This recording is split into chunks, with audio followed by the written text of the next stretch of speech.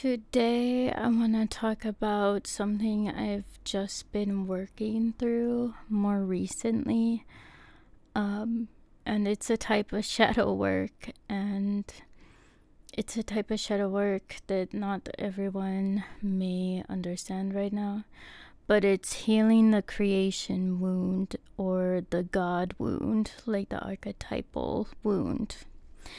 And this will be interesting because I will go a bit into like a story. I had a world building story with my uncle Truth since we were children, and I'm very exclusive with who I talk about that with, but today we'll finally talk about it. The story started, I think I was 6 years old when we started this world building story. And it kind of went like, I pretended like the shadows were actual entities, like the shadows that, you see in sunlight. And it was called Shadow Town. That was the first incarnation of the story. It was called Shadow Town. There were these kids, Jack and Sarah, with like magical powers. So their mother was a potions maker, and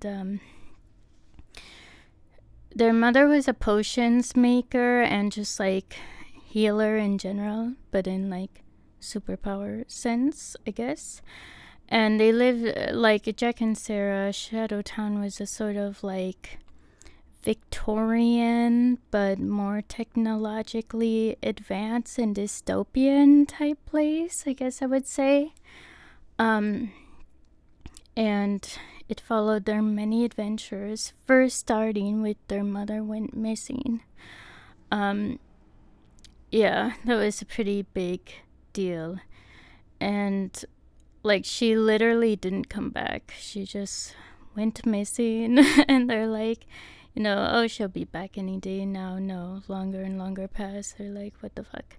And they discovered that because we had a trampoline in the backyard, that if you jumped 3 times on the trampoline, you could interdimensionally travel.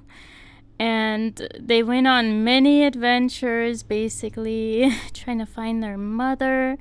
There was the backtrack of Shadow Town and shadow people, which the town feared that in general and like that world, but they weren't really afraid of it. And they went on interdimensional like travel, searching for their mom. They went through like battles with gods and planets made of ice and like cartoon characters and Santa Claus and crazy shit like that. I don't know, the imagination of a child. And it turns out, I think, that their mother, I don't know if they got to the end of like what happened to their mother, but she was taken. And so they didn't end up finding her, and as we got older, the elements got more supernatural. There was like werewolves and vampires. I think Sarah was part werewolf at one point. And she was killed in an intergalactic battle, and then there was just Jack. And Jack went on to lead the child rebellion back in Shadow Town. And for some reason, I don't remember the specifics of the child rebellion, but I do know, like, it was children against adults, basically, and, like, he was, like, a Christ-like outlier, like, figure, and leading this child rebellion and winning, and, like, gaining powers. It was really interesting, and if you think about it, the shadow people could be an alchemical symbol, but I think the shadow people might have been like those who died in the child rebellion or something, that were like shifting through, like sort of like the future visiting the past. and what was gonna transpire. And I really don't remember why the child rebellion started. Sorry, I don't my memory's foggy. I was really young. This was the first story in the universe. I know Sarah died, the mom went missing, she was a potions maker, and there was Jack, the child rebellion leader, the weird outcast. Alright. And then there was several other stories next. And I think what happened next was Fragments of Eden, possibly, which we both agree is canon and the best story. Sorry, we still debate like what is canon to this day. Me and my Uncle Truth and my sister also played. She started playing maybe when she wasn't born yet when we started it, so she came in later. But yeah, the next story was called Fragments of Eden, and in that one there was a vampire family. What were the vampire names? Walter, Ebony, Charles. I don't remember. Sorry, I don't remember all the names. And like the elder vampire. And they're just basically doing their vampire thing on Earth. And when I get into this story, I will say yes, we made it up as a child. We read a ton of world mythology. That was like what we did all day, every day.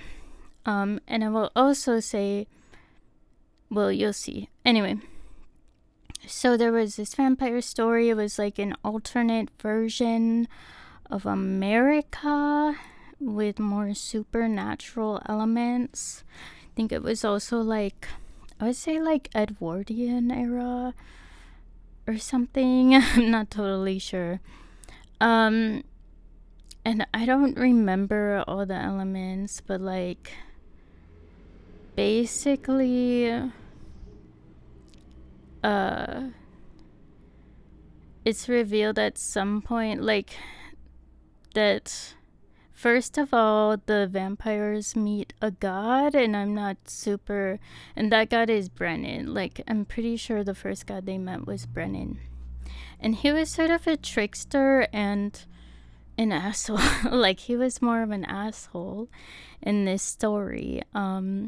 He was a sort of trickstery god, being really annoying, and I really don't remember why they met him or something. But what would unfold is like a war with the gods coming to Earth, and the supernatural like beings on that planet.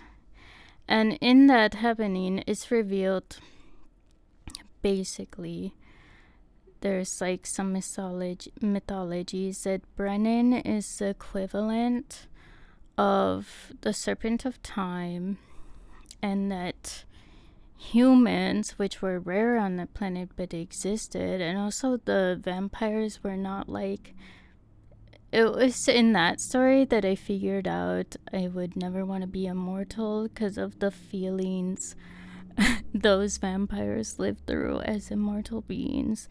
But anyway, it was revealed in the war with the gods and their petty shit that basically Earth was an experiment and human souls, their only purpose was to be used as fuel. That was their only purpose, to be used as fuel for spaceships, that in the tones and experiences that a life would accumulate, that you could become refined to be fuel for alien spaceships, basically, or for God spaceships. And that who created vampires was Lilith, who was trying to say F you, kind of, in a sense, and create a being who didn't have a soul, like whose soul couldn't be mined, an immortal vampire, but they were in this tortured existence. Like, they couldn't live among humans. That was the toss-up. They couldn't live among humans. They couldn't be accepted. They had to be immortal. They couldn't... Sunlight kills you, you know, all that stuff. Like... And also, Brennan was the Serpent of Time, and he worked on the Earth Project. He actually, like, made humans how they are. He basically made the whole Earth, humans, very well, and he found out during the project, he didn't know what humans would be used for. He was told, finally, that humans would be used as fuel, and he also wasn't okay with that ethically. So he was taken off the Earth Project and ostracized as Loki the trickster god in some tales, or serpent in the Bible, and he was forever ostracized by both gods and humans who did not know what he created, because he did create it out of like a sort of more scientific interest and love. And anyway, that was the Fragments of Eden story. I'm not telling it super well. I didn't actually prepare to say this. Truth would tell both of these stories better. Yeah, and at some point, like, Truth brought in his older stories in where there was universe creation, and also that went into Fragments of Eden a bit, because Truth basically made a story that was a comic book initially, that there was like a universe beyond time, before time was created, but that somehow things started becoming destroyed, and it was partially because there was a scientist there who was absolute awful person. His name was Ignatius, and he was really like a horrible human being, and he did all these scientific experiments, in a sense, on the other gods there. I guess you could call them gods at that point, and his daughter Amya. And he ended up making the universes, and they each correlated to the letter of the alphabet A, B, C, and they were self-contained universes. And A was Ash, the first universe, and the universe with humans in it. And we still debate like what's exactly canon, but Amya might have turned out to be the mom of Jack and Sarah, which I think makes sense. So yeah, sorry if this is a lot to explain. This universe was complex, okay? I don't remember everything. There was also another fragment called Crying Wolf, but I don't know. But Ash did show up in the universe war. Ash, the first universe. Which, Ash, it's in his name. He's really tortured human being. Or not human, universe being, I guess. We are born from ashes, I guess, in this version. Like, there was... Also, he met Ignatius not knowing that. I think he was fighting, like, in a kingdom. He was, like, a mercenary of some kind, if I remember. Like, he was, like, an assassin. Like, he was killing people. Which, if you think, is fertile ground for the universe humans exist in. Like, that kind of explains a lot. But yeah, he did show up in the Fragments of Eden arc, where it's revealed human souls are refined through experiences to become fuel for the god ships, and that's literally the only reason humans exist. Terrifying. I don't know what we were on, but I do know, like, I think part of it was seeing 9/11 like from a Middle Eastern standpoint, and like having Palestinian family and how we metabolize that without knowing what the fuck was going on. So I will say, I think part of why this story was so dark, so extractive, was because we saw black and brown bodies being extracted like that looked like us in the Middle East, and that really impacts you. And yeah, anyway, Ash did show up to Fragments of Eden, and he was sort of, by that point, of course he lived a long time before this ever happened, doing a lot of different things. I don't know the extent of it, but he was trying to get like the god spaceships to be plant-based, like have a plant-based fuel system, and he was like developing advanced like hybrid technology and plant technology to like do this. Basically had a whole ship full of gardens and like plants, and he was trying to make this right because he felt a sense of like responsibility, because he is like the embodiment of actually what's happening. Like this is sort of the depths of his psyche. So that was his role there. Also, we had a drug called life in this universe, and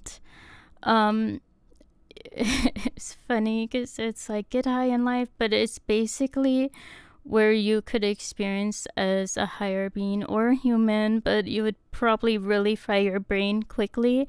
You would have a whole lifetime when you did the drug.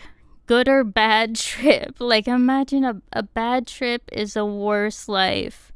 So that's basically what the life drug was. It was a whole timeline of someone else that you could live in. Yeah, it's really intense. Anyway, that's what I remember of that story. I know I'm not making it sound exciting enough, probably. I'm not good at that. But there was another element which I think came later, but was more about Jack, which Jack is not on Earth. He's in a different world called Crying Wolf, and that one was really interesting. And the technology of Ignatius also came into that story. This was long before the Marvel movies, okay? But basically Ignatius, which could or could not be Jack's grandfather, depending on what's canon at the given time, but he had developed a suit of knowledge, basically, that fused to the wearer. And but the thing is, if you put the whole suit on, like, you would die. And Jack was just on some like revolutionary shit in this timeline. He was still very ostracized since a child rebellion. He was seen as a terrorist, basically, for leading that rebellion, leading children into violence, but against like a violent oppressor. Like there is a lot going on in that world, which I don't remember all of. But in that like a secret government agency of that world called Crying Wolf is sort of going after him. They're tracking him. They want access to the suit. Like but Jack is always like 5 steps ahead, and they're tracking his like ripples in time, that because he can like go to different points at time. He has several. No, I don't think he has any of the suit yet, but he's looking for it and he knows it exists at that point. And the Crying Wolf Agency is very interested in that. And their name is very relevant because basically their whole job is to like poke the lion and then cry wolf about it. Like they make up stuff about him in the media. Like they have a propaganda campaign against him basically. And yeah, it's very interesting. And also, like, no one really gets Jack's motives at that time. He's very alone. Which I relate to that right now, personally. But anyway, there's so much to this story, as you can tell. Like, it's a multi-universal story, like, so it's very interesting. But, I think that to sum it up, sorry if I am like taking a moment, I think that once you're done with all your human type shadow work, which I feel I've done more recently, I might be missing a few things that are like really hard for me to work on right now personally.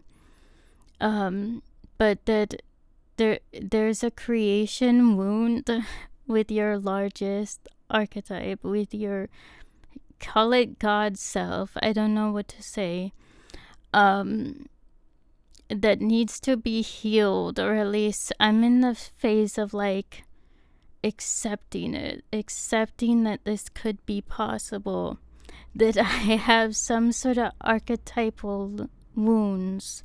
And I will tell you, first of all, the characters in that story that I really resonate with. And most of them truth created somehow, but we would swap characters sometimes. But yeah, I really related to several of these characters, and I wouldn't know why. And one of the characters was Brennan, the time serpent, the one who created all of Earth out of love, out of scientific curiosity, created humans out of love, and then was told what his creation would be used for and built out. He felt distraught and he was ostracized. He was called a trickster god. He was ignored forever, like ignored, ostracized, made fun of.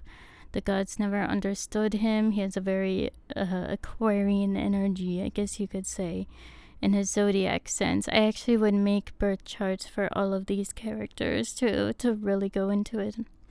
And then I related to Amya, the potion master, the wounded child, the child abused by the scientist, and just her journey, because she would remain so pure and so like, she was very scientific, but she would study like viruses and epidemics and like heal people later on too at one point in her journey.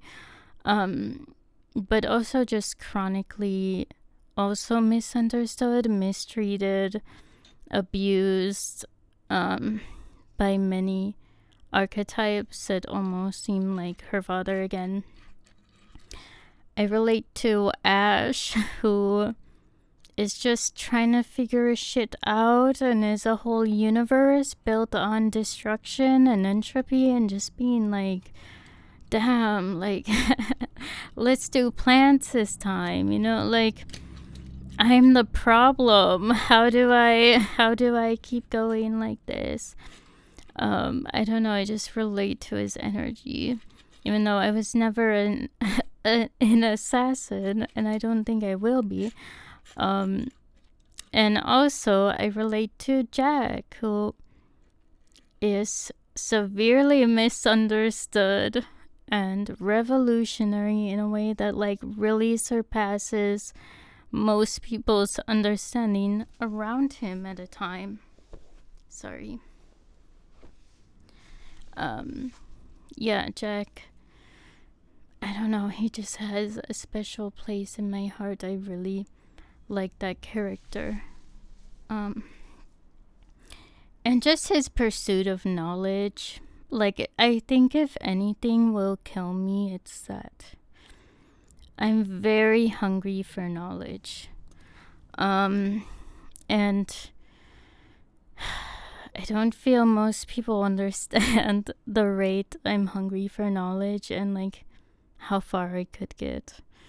But anyway, I would say those are my archetypes in that story. That I can think of right now. There was one I also related to in like a side story who also met Brennan, called Victoria. She was more Sherlock Holmes-ish, I guess. But anyway, I would say she's a more minor character and not like as big of an archetype for me as those people.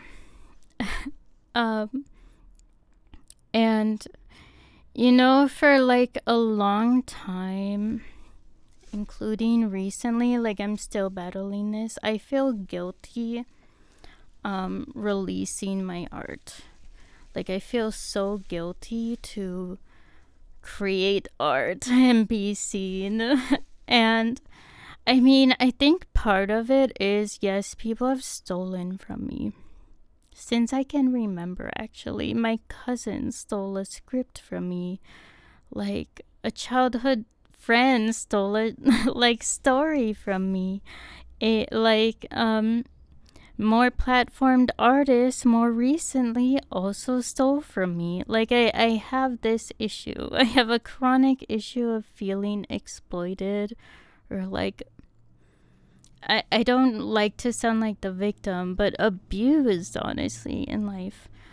And I feel like it's created such a sense of shame around my art, which I've also been told by people that even hated me is some of the most original art they've ever heard. So, like, I don't know. Sometimes I envy not white people, but just how entitled you all are. Like, you never, like, it doesn't matter if you went through, like, you could be childly abused like I had been, and you still don't feel guilty for making your art. Like, I wish you knew what level of abuse someone had to have gone through to, like, feel guilty for creating and existing, because it's really, really heavy. But yeah, that's like a wound of mine. I have wounding around being the visionary, being the misunderstood visionary, being misconstrued, being considered a fucking asshole when I'm not, when often I'm stolen from and pissed about it. And also, I feel like one problem in this world is like we don't treat art like it's sacred. Like, art has always been very, very sacred to me. Very intimate, very archetypal, very mythological. And like, I don't know, there's so much vapid shit out there that honestly, I don't know if it has a right to exist. That really like makes sorry, but I think that's true. Sorry, I'm a dick. Some of it probably shouldn't be out there. But like it literally is at the top of everything. Like, because it exists and because it's funneled money into, art like mine can't exist. Or we're the mine. We're like extracted from to create that shitty watered down shit. Like, it's us, it's our dead body. But anyway, I realized more recently, like, Iggy, you have a god wound, And you should have known it as a child, because as a child I would do this weird thing where I would like try a hive mind, like like big brain reality, like imagine myself in the head of every family member I knew and every person I ever met, and literally their whole life. And I did this up until really recently. And I don't know why. I think I was like, I don't know what that was. Like, I was trying to be omnipresent. I was like practicing from a young age being omnipresent. And yeah, that might sound like delusions of grandeur. I get how it sounds, but I don't know why. And also, like, I simultaneously felt so alien and othered in this world that I would pray to aliens. I'd be like, no way in hell is this my family. Like, I want aliens to come take me home and save me from this weird human story. And I just felt really alienated and really abandoned by God. All right. This is heavy, all right? Are you, like, to me, that is related to my creative wound. Like, I don't even know how to explain all this. I created because I would have died otherwise. I think I also created because what I was going was so traumatic. So traumatic, you guys, that I would not have survived if I didn't create that universe. Like, I would have died. I think I fragmented my psyche in the archetypes, in the stories, to survive that really traumatic period. And I'm not even gonna get into how bad it was. Like, I have memories being experimented on, man. Like, I don't even know. I'm not gonna get into it. But like, yeah, art was distinctly escape, but not unconscious escape. Like, I was very aware since a young age and very just intuitive and would ask so many questions. I would do thought experiments since I can remember. I remember one of the early ones was solipsism and being like, oh, is everyone a robot or am I a robot? How would I know the difference? And da da da da da. And I concluded if I can't know the difference, it doesn't matter. And I concluded that with free will too, pretty young. Like, it literally doesn't matter if I had free will or not, because I wouldn't know. Like, if I can't tell the difference, it doesn't matter. That's not a question I should be asking. And I maintain that to this day. I like applying the free will argument to like assuming we have free will to things people usually wouldn't assume we have free will in, including a simulation theory. I actually just recently went through that theory more rigorously and really broke it down. And I was really surprised by my results because I had never liked the idea that humans live in a simulation. But part of why I got my results is because I'm fascinated. I'm learning a lot about different sciences, including quantum computing. And in quantum computing, they are looking to nature and black holes for inspiration for quantum computers. Because black holes, especially, like, I think their event horizon is like a 2D surface, and they're extremely, extremely dense and extremely, extremely cold.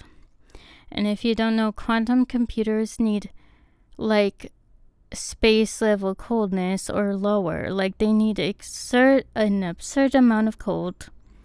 And they need Yeah, and sort of like in quantum computing too, you need to slow down the particles. You're trying to freeze certain particles, and you can freeze light apparently, but in a way, like, you could view black holes as like holographic data storage on that 2D surface, and really cold as to not like let certain particles pass through. And like, and actual scientists are saying that, like, in a thought experiment way. I'm not saying it's literal. A lot of what I talk about is different ways to see reality. So that really changed my mind, honestly, on the whole thing. And I can't stop thinking about it, and it's concerning. But in my view, you can apply a sort of everything is conscious to that, and animism. And what does that do to the simulation theory? That makes it quite interesting, actually. But I might talk about that in a different video. Right now, we're talking about healing our God level archetype wounds and being a God. And if we are feeling like, as creative beings, as artists, really fucking traumatized around your art, you might have archetypal wounds. You might have God wounds. So I think I realized this more recently, when I was like, I don't know when it was, a few months ago. I read a Babylonian creation myth with Tiamat, where Tiamat is like this gorgeous, chaotic, amazing ruler who is killed by a more ordered god. And the ordered god sort of takes over the Babylonians and declares itself as God. But I was realizing, like, I was reading this old myth and like thinking, I relate to Tiamat. Oh my god, that's so awful. And in that story, Earth is also built on the dead body, like on the carcass of Tiamat, which is really sad. And I really related to that. I don't know. I think, like, I have wounds, these wounds around being stolen from, and as above, so below, as within, so without. It doesn't matter if the God archetype came first or the child wounded Iggy. They're connected, you know? Like, when I start to think of myself as several archetypal roles having a human experience, I start to realize, yeah, I do feel really stolen from. And also, not only that, I feel I'm in the inversion of my intended reality. I feel I'm in the mirror opposite of the reality I'm supposed to be in. And there's this deep shame around that, both the reflection of my reality and the internal wound, the creation I feel within me, which I feel is beyond human creation in the ways that I've been told. Like, it's music, it's film, it's writing, but it's also beyond all those things. But yeah, I think in that story, I was working through some dark shit. I was working through like CSA. I was working through in like the whole Shadowtown universe. I was working through like being exploited, being creatively exploited, being a helpless child, being exploited. I remember how childhood felt. Like, whenever I start to feel like, oh my god, right now sucks, I have to remind myself. I'm like, do you know how every day felt like it stretched forever? You really thought you were in hell as a child. Like, you really felt tortured. You really felt like you were living such a horrible childhood in the essence of beautiful time as a child experiences. That hell was eternal. It was forever. I don't know. I also had some good days, of course, but like, in that hell, like, I would never go back. I would never go back to my childhood ever. You could not pay me to go back. And I think that's part of it, right? Like, I don't know, but I never healed that child didn't feel like seen, and that their art didn't matter then and it doesn't matter now, and no one likes me. No one takes me seriously. Like, people both recognize my visionary nature and are quick to exploit it. Sort of like Brennan, you know, he's like, God, whenever I like think of how much human life sucks, and then I go in nature, and then I think about like mycelium and photosynthesis and sunlight, and like shrimp that can see a million colors, and I'm like, damn, like like humans are the fuck up. Like, I don't know, like, that's beautiful. Like, everything in nature to me is so fucking beautiful. Even bees, like how they work, like, it's so beautiful. It's beyond perfect. Like, I couldn't come up with it. Like, I gotta be honest, I don't think I could invent that. Like, it's so good. It's such a masterpiece. Sorry. It really is, though. It really gets a little creative envy in my brain. I'm like, oh, the way all the physics works so well. It's so nice. I love it. Sorry. Earth is really cool, actually. The earth beyond humanity, the natural. We are part of it too. We just think we're not. That's part of the problem. So we create this weird like capitalism thing that's really gross. But yeah, I do have a bit like artistic envy of nature right now. Like, whoever invented that is really cool. Like, I don't, oof. No, I'm joking. But yeah, I don't know. So yeah, I just see how I see myself in the characters now and what they represented then, what wounds they were representing. And I just have more compassion for it. I'm currently in the phase of like mourning that I feel like a god that created something so visionary that was like extracted from me over and over and over and over and over and over. And like, even the way social media works, like, I know my haters are my biggest fans. And they're probably listening to this, but they really are. Like, they really stare. They gawk at you. They'll never share your art. They'll never pay you, but they really stare. They really stare at you. And it's kind of weird. I don't know why. I don't know why that happens. It really feels.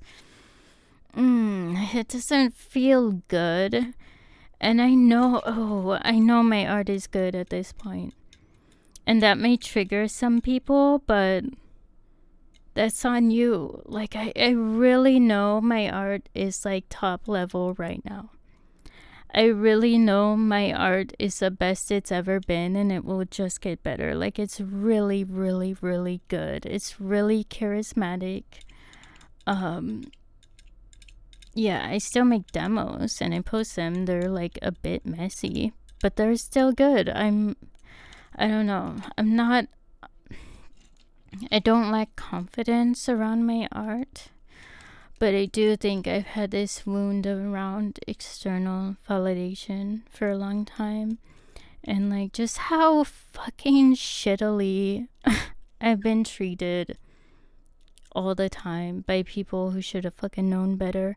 But I know karma's on their ass. Like, I know they're feeling it right now. Yeah, I know they're feeling it, and that's fine. I bet they think I curse them and have magic powers, and I do. I do that. You better be afraid. No, but it's fine. And you're welcome to your beliefs. And if you want to gawk at me and never fucking share my art, do it. Do it. I dare you to do it. Anyway, the first step in healing the archetypal wound is, first of all, identifying this can happen.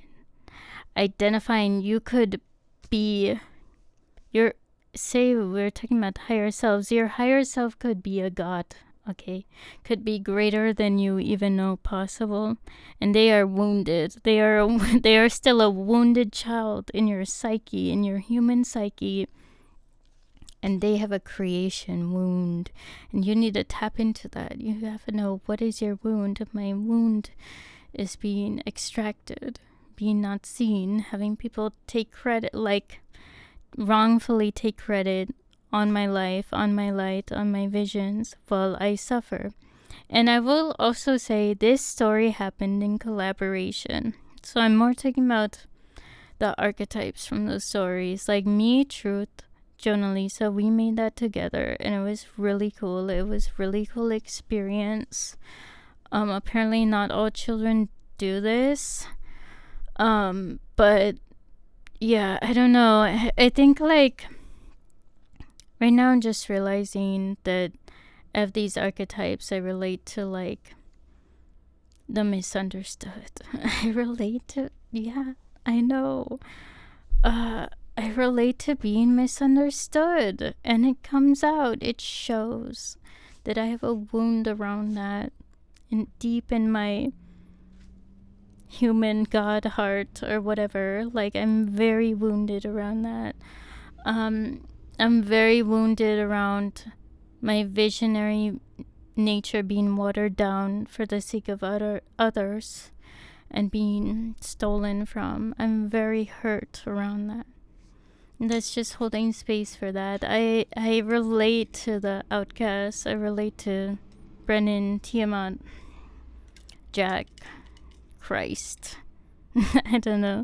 But yeah, like I relate to people who had their word extracted and overwritten and misunderstood. I feel like that's deep in my programming somewhere. I'm just here to acknowledge it.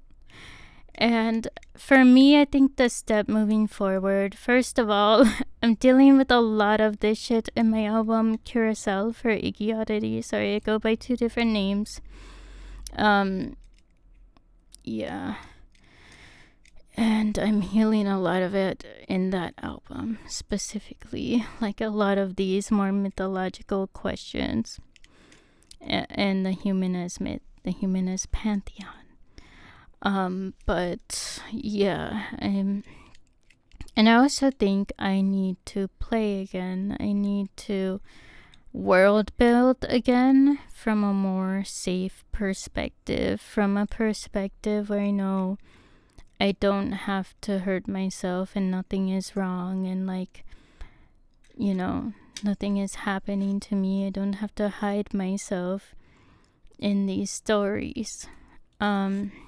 So I do think also more play, more world building of my own volition, of my own choice, would be beneficial, and continue to make my weird art.